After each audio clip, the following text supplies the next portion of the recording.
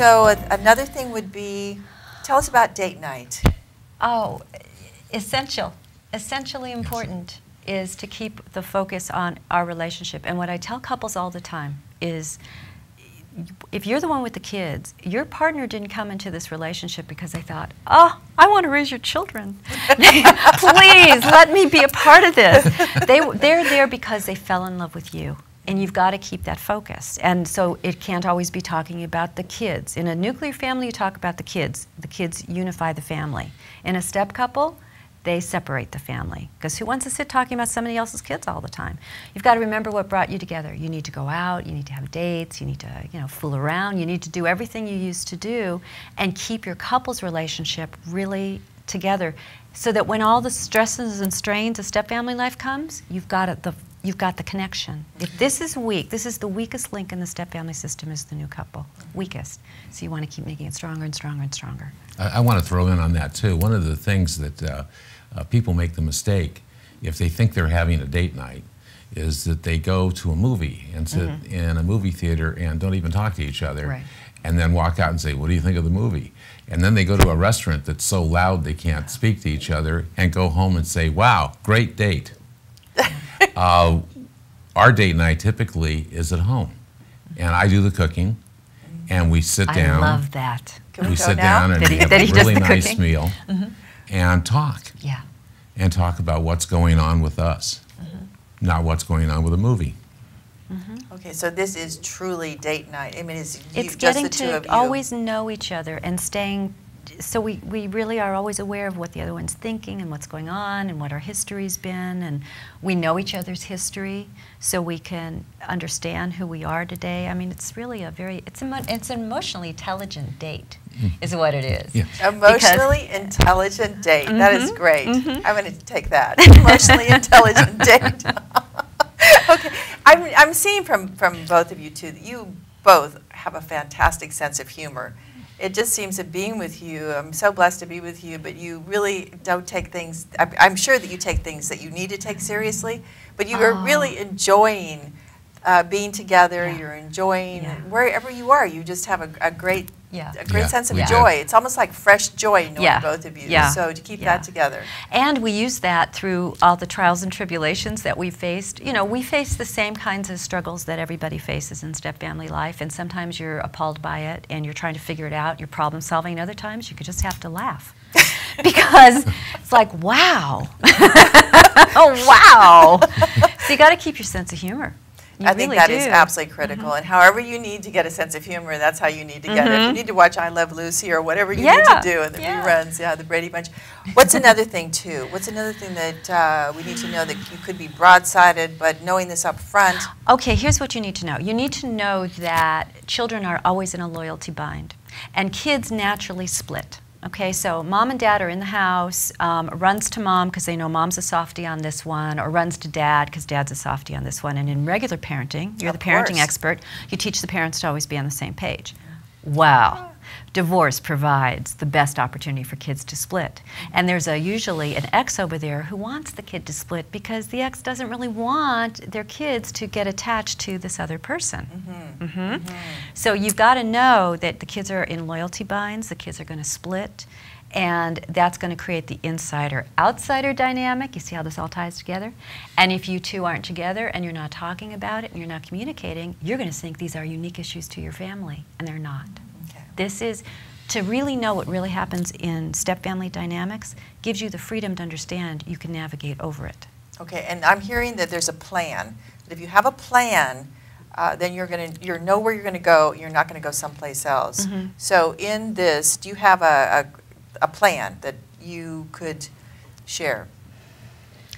A plan of action, learn the dynamics, learn to communicate, learn what the kids are going through, and one other thing, if you are living with the children and the children are a part of your life, take an interest in who they are. Take an interest in who they are, get to know them individually, try to develop a relationship. You're going to hit a lot of resistance. You sometimes hit where the other parent's talking about you and you don't know it as a step parent, and it feels really awful. But if you can navigate it, you can. the younger the kids are, the more opportunities you have to do this. The older the kids are, if they want to take off and they don't want to have anything to do with you, there's nothing you can do. And that's just part of what happens. But if you take an interest in the kids and you really show them respect, one of the things that I did, I had an older daughter, my daughter's a grown-up, was to say to each of them, I said to her, I don't expect you to love him, but I want you to respect that I love him. And I want you to respect that I will give you that respect when you fall in love with somebody that I want you to give me. And the same thing with him. Understand that for me, she's everything. And I love you and I love her, and she's really important to me. So all I ask is that you to respect the fact that I love you each. And I think that gave them room. They didn't have to love each other. They actually didn't even have to like each other. Turns out they did. But lucky me. But it wasn't a requirement. But I did ask for respect from me. And that, I think, is an important thing that people can do, is ask your children to respect you. What are some of the things besides date night, besides actually strengthening your relationship, what are some of the other things that really have bonded you and strengthened your relationship? I would say almost everything. Yeah. I have never met anyone that I was attracted to as much as I'm attracted to Susan. We are, you know, people use the word soulmates. We are soulmates. She's like the female me, only better than I would have been if I had been female.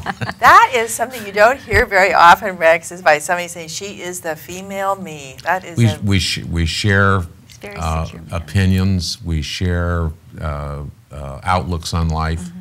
You know, I'm involved with this because I'm interested in it, but also because it's the passion of her life, and I want to be there with her. You mentioned something as an aside to me. You said he's a very secure man. Yeah, he's a very secure man. He's a very secure man.